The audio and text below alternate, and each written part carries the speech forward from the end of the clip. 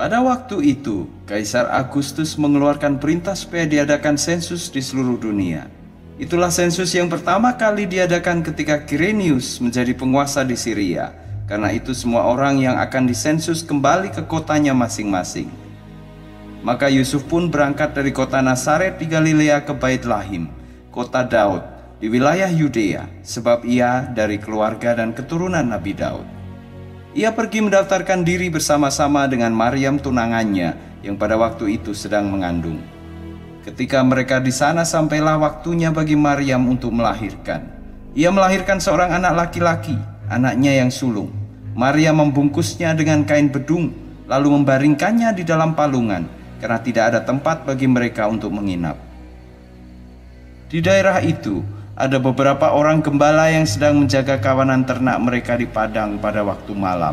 Tiba-tiba malaikat Tuhan berdiri di dekat mereka, dan cahaya kemuliaan Tuhan menyinari mereka. Mereka pun sangat ketakutan. Malaikat itu berkata, "Jangan takut, aku membawa kabar yang baik bagimu, yaitu kabar yang mendatangkan kesukaan besar bagi seluruh bangsa. Hari ini sudah lahir bagimu di kota Daud seorang juru selamat, yaitu Al-Masih, junjungan kita. Inilah tandanya. Kamu akan menjumpai bayi yang dibungkus dengan kain bedung dan berbaring di palungan." Tiba-tiba bersama-sama dengan malaikat itu hadir banyak sekali tentara surgawi. Mereka memuji Allah serta berkata, "Kemuliaan bagi Allah di tempat yang maha tinggi, sejahtera di bumi bagi orang yang berkenan di hati Allah."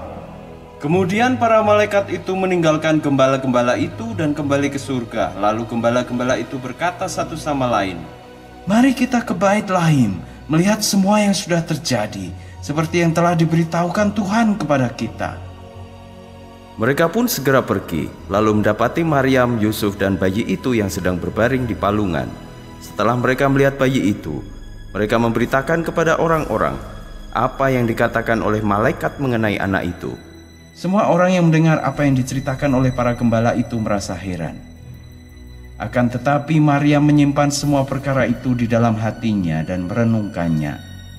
Lalu gembala-gembala itu pulang sambil memuji dan memuliakan Allah, sebab semua yang mereka dengar dan mereka lihat sama seperti apa yang telah disampaikan malaikat itu kepada mereka.